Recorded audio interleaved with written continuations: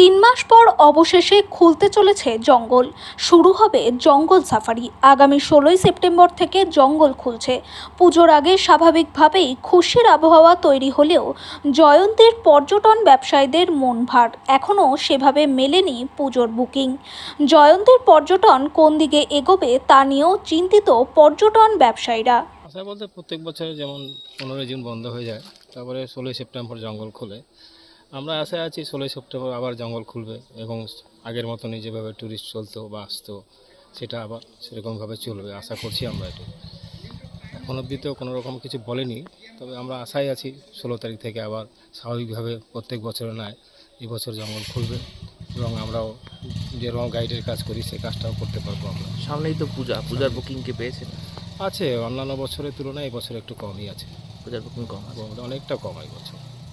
আরেকটা বিষয়, আপনাদের তো পুনর্বাসনের একটা প্যাকেজ দেওয়া হবে বলেছিল এবং নোটিশও দেওয়া হয়েছিল।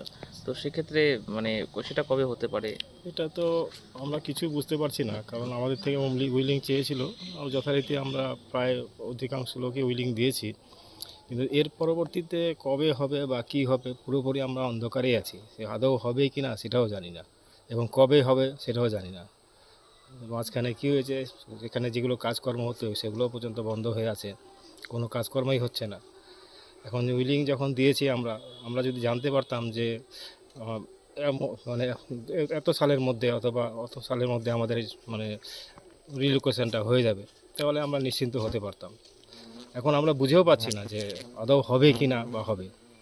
মানে এই মুহূর্তে তাহলে মানে জঙ্গল খুলবে সেই আশাতেই বসে আছে না? এখন তো জঙ্গল খোলার আশাতেই আছি, তবে এই বছর ট্যুরিস্টের সংখ্যা খুবই কম মনে হচ্ছে। কেন, কি কারণটা মনে হচ্ছে? কারণ তো কিছুই বুঝে পাচ্ছি না। হয়তো এমনও হতে পারে বিভিন্ন জায়গা ছড়িয়ে গেছে যে এই জায়গাটা উঠে যাবে বা এগুলো বন্ধ হয়ে গেছে নাকি, সেই কারণও হতে পারে। মানে ডুয়ার্সের অন্যান্য জায়গাতে ভিড় থাকলেও জয়ন্তী থেকে ভিড়টা তুলনামূলকভাবে কম আছে, কম অন্যান্য বছরের তুলনায় কম আছে। আপনার নাম? আমার নাম অফল নাইডু। কি করেন? আমি ট্যুরিস্ট গাইডের কাজ করি এবং ছোট্ট একটা হোমস্টেও আছে আমার। একে তো ট্রেনের টিকিট পায় না, তারপরে আলিপুর থেকে জয়ন্তীতে ঢোকার পথে গাড়ি করে আসতে হয়, তার একটা খরচ। তারপরে প্রতিনিয়ত এই বিপুল পরিমাণ টাকা ফরেস্টের গেটে দিয়ে তাকে এখানে ঢুকতে হয়। তারপরে যে হোমস্টেতেই থাকুক না কেন তার ন্যূনতম একটা খরচ তাকে তো দিতেই হয়, কারণ যে হোমস্টেতে থাকে তার ডুয়ার্সের একমাত্র পর্যটন জায়গা যেখানে গেটে টাকা দিয়ে ঢুকতে হয়। হ্যাঁ, এটাই একমাত্র জায়গা আমাদের জয়ন্তী যেখানে গেটে পয়সা দিয়ে এখানে পর্যটককে প্রবেশ করতে হয়। তারপরেও সেটা আগে একটা সিস্টেম ছিল যে একটা পর্যটক রাম রহিম বা যেই আসুক, সে তার পক্ষে একটা পসিবল ছিল যে সে একবার পারমিট কেটে জয়ন্তী যে সাইট সিনগুলো আছে, Buxa fort, Jayanti Mahakal, Pukhuri, core safari, Chunia watch tower এগুলো ঘুরতে পারতো। এখন সেটা দেখা যাচ্ছে যে এখানে জয়ন্তীতে ঢুকলে, পারমিট কেটে ঢুকলে সে যদি বক্সা ফোর্ট যেতে যায় তাহলে তাকে আবার বক্সা ফোর্টে পারমিট কাটতে হবে। এই যে একটা ব্যয়বহুল পরিস্থিতি আমাদের জয়ন্তীর ক্ষেত্রে তৈরি হয়েছে, এটা কিন্তু পর্যটকদের কাছে বিরাট একটা অশনি সংকেত আর কি।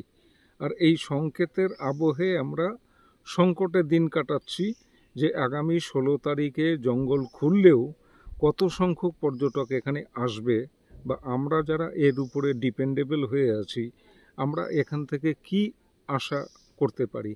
এখনও আমাদের পুজোর কোনো বুকিং নেই, জানি না কি হবে।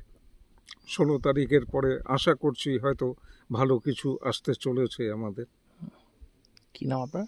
আমার নাম কমল ব্যানার্জি, আমি জয়ন্তীতে থাকি।